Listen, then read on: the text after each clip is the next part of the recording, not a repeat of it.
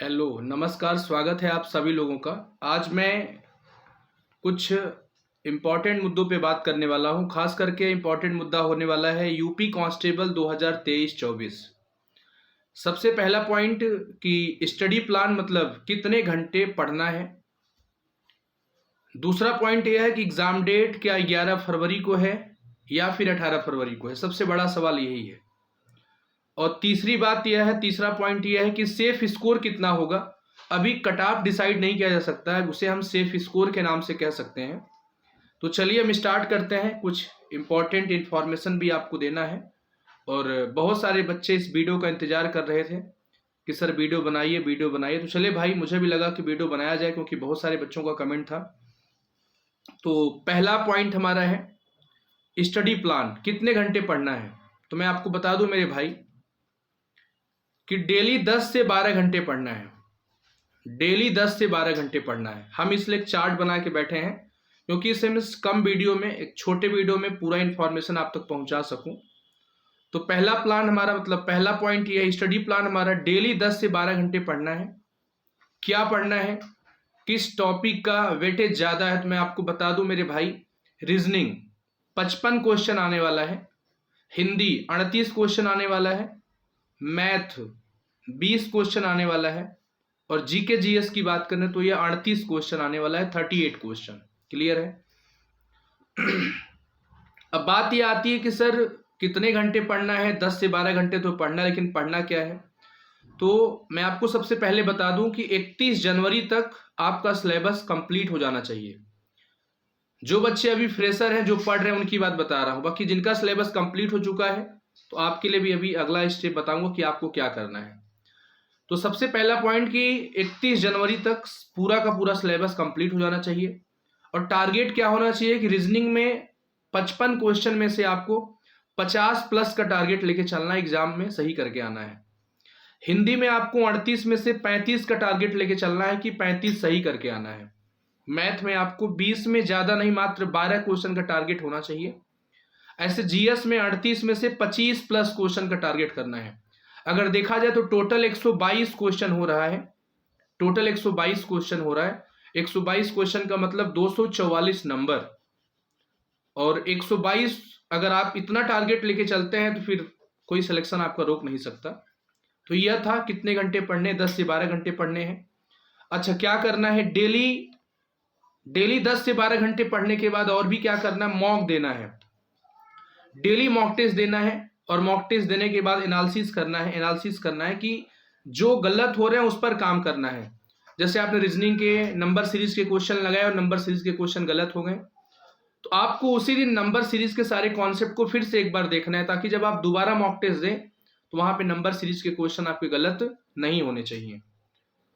बात आती है सर जीएस में क्या पढ़ें, तो मेरे भाई बता दूं, जीएस में आप पॉलिटी पढ़ लीजिए, संविधान पढ़ लीजिए, यूपी स्पेशल पढ़ लीजिए और स्टैटिक्स जीके पढ़ लीजिए।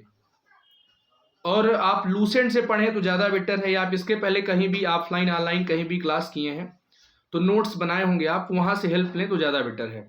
मेन फोकस क्या करना है मैं फिर से बता दूँ आपको, reasoning, Hindi, math. 55 question reasoning, 38 question Hindi और 20 क्वेश्चन मैथ्स। इतने को मेन फोकस करना है। जीएस में मैंने आपको बताया कि पॉलिटी पढ़ लेना है, यूपी स्पेशल पढ़ लेना है और स्टैटिक्स जीके पढ़ लेना है। क्लियर है। दूसरा पॉइंट, क्या सर एग्जाम डेट 11 फरवरी को होगा? नहीं, 11 फरवरी को होने की संभावना बिल्कुल नहीं है। 18 फरवरी के होने की संभावनाएं दिख रहे हैं। और आपको यह मान के भी चलना होगा कि आपका पेपर 18 फरवरी को होगा।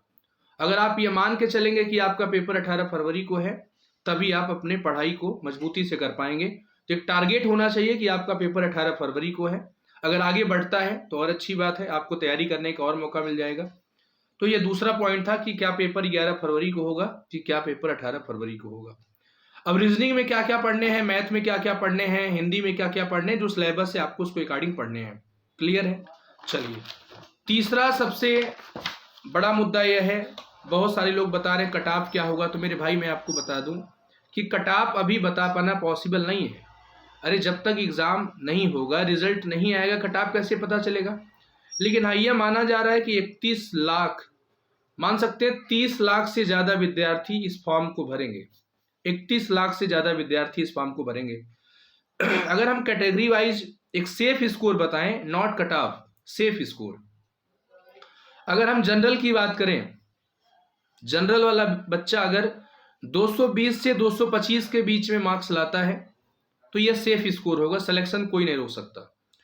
ईडब्ल्यूएस की बात करें तो 210 से 215 ईडब्ल्यूएस, यह मैं मेल के लिए बता रहा हूं, पुरुषों के लिए बता रहा हूं, साथ साथ में मैं लड़कियों के लिए मतलब फीमेल के लिए बताता चलूं तो जनरल में मेल के लिए 220 से 225 और फीमेल के लिए 190 प्लस।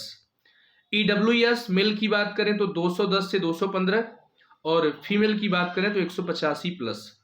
ओबीसी के लिए बात करें तो 210 215 मेल के लिए और फीमेल के लिए 185। एससी के लिए बात करें तो 185 से 195 मेल के लिए और फीमेल के लिए 175। अगर एसटी के लिए बात करें तो 150 से 155 मेल के लिए और 135 फीमेल के लिए। यह एक सेफ स्कोर होगा। अगर आप इतना टारगेट करके चल रहे हैं तो फिर आपके लिए बेटर होगा, सिलेक्शन होने के चांसेस 100% है। चौथा सबसे बड़ा मुद्दा यह है, बहुत सारे बच्चों का कमेंट है ऑफलाइन क्लास में, ऑनलाइन क्लास में, बहुत सारे बच्चों ने पूछा कि जो जनरल के विद्यार्थी हैं उनका कहना है क्या सर हम ईडब्ल्यूएस में फॉर्म भरें कि जनरल में फॉर्म भरें। देखिए, अभी मैं देख रहा हूं, अभी जब तक ईडब्ल्यूएस इधर 2 साल से लागू हुआ है, जब से ईडब्ल्यूएस भरा जा रहा है, ईडब्ल्यूएस का मेरिट जनरल से 1-2 नंबर 3 नंबर 4 नंबर कम ही जा रहा है। अब इस बार अगर ईडब्ल्यूएस का मेरिट ज़्यादा चला गया, जनरल का मेरिट कम चला गया, तो आप फिर हमारे ऊपर ब्लेम करेंगे सर आपने कहा था इसलिए मैंने ईडब्ल्यूएस डाला था, अगर सर आपने नहीं कहा होता तो मैं जनरल ही डालने जा रहा था। तो भाई देखिए, यह आपकी इच्छा है, आप जनरल में फॉर्म भर रहे हैं ईडब्ल्यूएस में, लेकिन मेरा एक अनुभव है, बताऊं अगर अपने एक्सपीरियंस के अकॉर्डिंग, तो ईडब्ल्यूएस अगर आपके पास है तो आप ईडब्ल्यूएस सर्टिफिकेट से फॉर्म भर सकते हैं। क्लियर है। पांचवा सबसे बड़ा मुद्दा, सर कहाँ से पढ़ें, ऑफलाइन पढ़ें कि ऑनलाइन पढ़ें। तो आप कहीं से भी पढ़िए लेकिन उसको रेगुलर पढ़िए। बहुत सारे बच्चे जैसे यूट्यूब पे जाते हैं, 1 घंटे किसी दूसरे टीचर का क्लास देखें, फिर 1 घंटे किसी दूसरे टीचर का क्लास देख रहे हैं। आप किसी एक टीचर को कंटिन्यू फॉलो करिए, किसी एक टीचर को कंटिन्यू फॉलो करिए, ठीक है। छठवां सवाल, सर रीजनिंग का रोल बहुत बड़ा है, रीजनिंग कहाँ से कवर करें। जिन भी बच्चों का रीजनिंग कंप्लीट है तो आप सिर्फ मॉक लगाइए, मॉक लगाने के बाद देखिए क्या गलत हो रहे हैं, उसको सही करने का प्रयास करिए ताकि वो दोबारा गलत ना हो।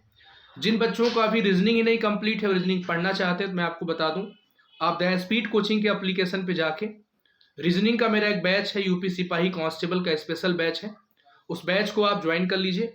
आप 31 जनवरी तक वो पूरा सिलेबस कंप्लीट आपको मिलेगा और आप वहां से पूरा का पूरा क्लास अच्छे से रिवाइज कर सकते हैं, क्योंकि 55 क्वेश्चन मैं आपको बता दूं, रीजनिंग का ही रोल बहुत बड़ा रोल है।